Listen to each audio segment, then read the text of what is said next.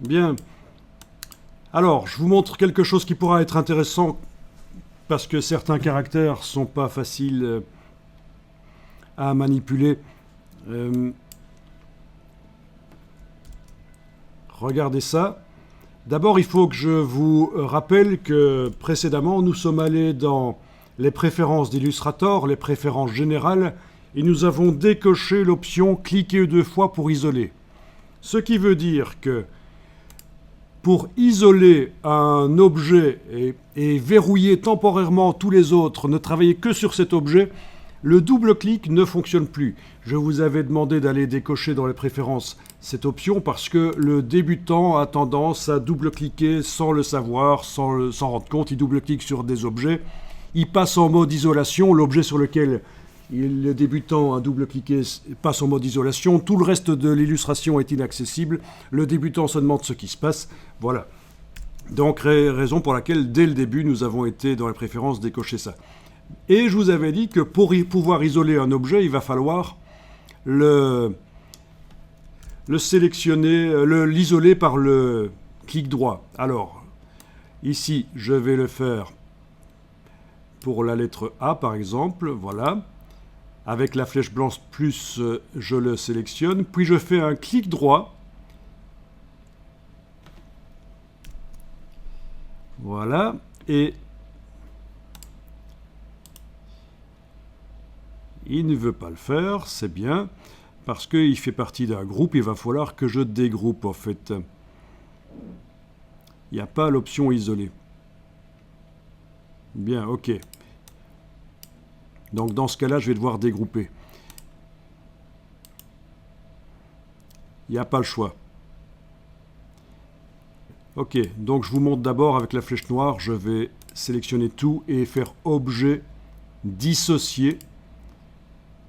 Du coup, avec la flèche noire, je peux aller sélectionner un objet, faire clic droit. Et là, j'ai isolé le tracé. Oui, donc là, pour que ce que je montre fonctionne, il faut d'abord supprimer la notion de groupe. Donc vous devez d'abord, allez-y avec la flèche noire, sélectionner, et là je vais revenir en arrière. Voilà, avec la flèche noire, vous devez d'abord sélectionner n'importe laquelle des lettres, elles se sélectionnent toutes parce que c'est un groupe. Vous allez faire objet dissocié. C'est l'inverse de ce qu'on veut faire quand on veut faire un groupe qui est objet associé. Objet dissocié. Vous voyez qu'associé est grisé puisque c'est déjà un groupe. Il n'y a pas de sens de grouper ce qui est déjà groupé, mais par contre dissocié, oui. Objet dissocié, voilà.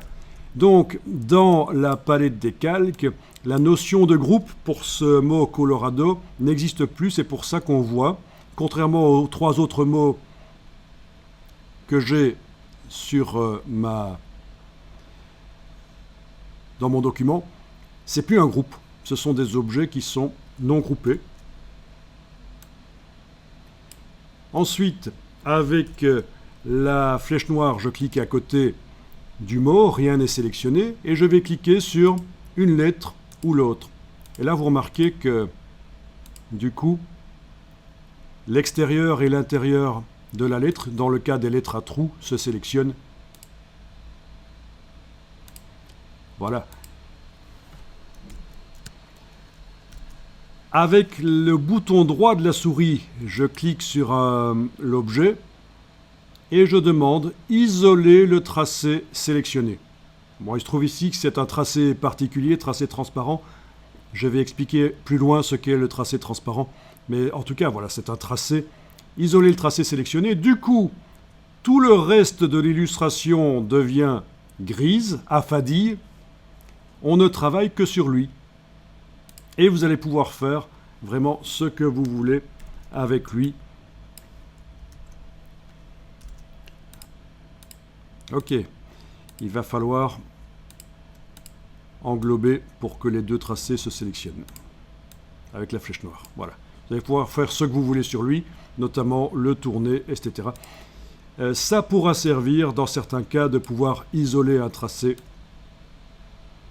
Vraiment, ça va être utile. C'est une manière de simplifier la manipulation des objets dans Illustrator. C'est complémentaire de l'autre manière qui est les calques. On avait dit mettre des objets à différents niveaux sur différents calques pour les illustrations complexes, c'est intéressant. L'autre manière aussi d'arriver à manipuler facilement les objets, c'est donc cette technique de l'isolation. Et on y reviendra forcément, vous allez voir que ce sera utile.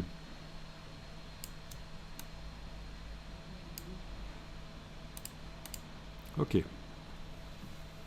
Pour sortir du mode isolation, vous avez un fil d'Ariane là au-dessus. Il faut cliquer sur la flèche qui va vers la gauche. Donc le fil d'Ariane, vous connaissez. On clique sur... Et voilà, on est sorti du mode isolation à force de cliquer. Et vous pouvez à nouveau manipuler tous les objets. Bon, pour ce que je viens de faire ici, ce n'était peut-être pas extrêmement utile d'isoler, mais au moins vous avez vu que dans certains cas, si vous n'arrivez pas à bien sélectionner une lettre, à bien la manipuler et que ça entre en contact avec les autres qui se sélectionnent aussi, vous avez vu comment faire. Voilà, et puis après là, c'est du délire personnel, chacun choisit comme il veut. Objet, disposition, arrière-plan, et j'ai juste changé la couleur de fond aussi, et voilà. Voilà, le genre de choses qui peut être faite. Ah oui, quelque chose que je dois vous montrer aussi, qui va peut-être pas vous servir ici, mais mettez ça dans un coin de votre tête. Ici, j'ai la lettre A, que je voudrais agrandir. Mais, si j'active la lettre, donc voilà, avec la flèche noire, et que j'active l'outil de transformation manuelle, et que je prends une poignée du coin, bien la lettre s'agrandit par là où je la prends. On est d'accord. Si je prenais la poignée en bas à droite, ben ça s'agrandit vers le bas à droite, on est d'accord. Là, j'enfonce la touche Shift pendant que je fais ça, pour que ça reste proportionné, sinon c'est la cata, ça devient des choses foireuses.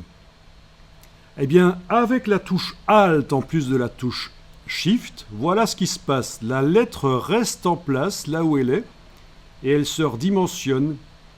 Donc ça, c'est très intéressant à connaître. C'est la touche Shift, ok, pour garder les proportions pendant que je transforme avec l'outil de transformation manuelle, mais aussi la touche Alt. Voilà. Et ça doit être enclenché après avoir commencé à bouger la poignée. Sinon, vous risquez de faire une copie. Si vous faites ça, il y a des risques. Vous savez que, oui, la touche Alt sert aussi à faire une copie. Voilà, c'est pour ça. Voilà. Donc voilà des exemples. Et comme je le disais, il faut du storytelling. On ne fait pas ce genre de choses juste parce qu'on trouve que c'est joli. Il faut pouvoir justifier un logo, il faut pouvoir dire oui, voilà pourquoi le A est d'une couleur différente et est plus grand. C'est le storytelling, c'est l'histoire, c'est la justification du logo. Et ça, c'est important. Et donc, c'est important lors de la présentation aux responsables de l'entreprise, bien sûr. Mais il faut mettre le point, il faut insister sur le fait que tout employé de la boîte va être au courant du storytelling, le grand public aussi. On peut communiquer là-dessus et ça peut rendre fier la personne qui travaille dans la boîte de se dire oui, le logo, c'est pas du n'importe quoi, c'est ça qui est derrière, c'est ça que ça veut dire. Je sais pourquoi, c'est en rapport avec tel outil qui est utilisé dans la boîte, c'est en rapport avec tel moment de l'histoire dans la boîte. Au 19e siècle, oui, ceci voulait dire ça et la boîte est vieille. Elle a une histoire. Voilà, vous voyez, c'est du storytelling en fait. On va enregistrer ça.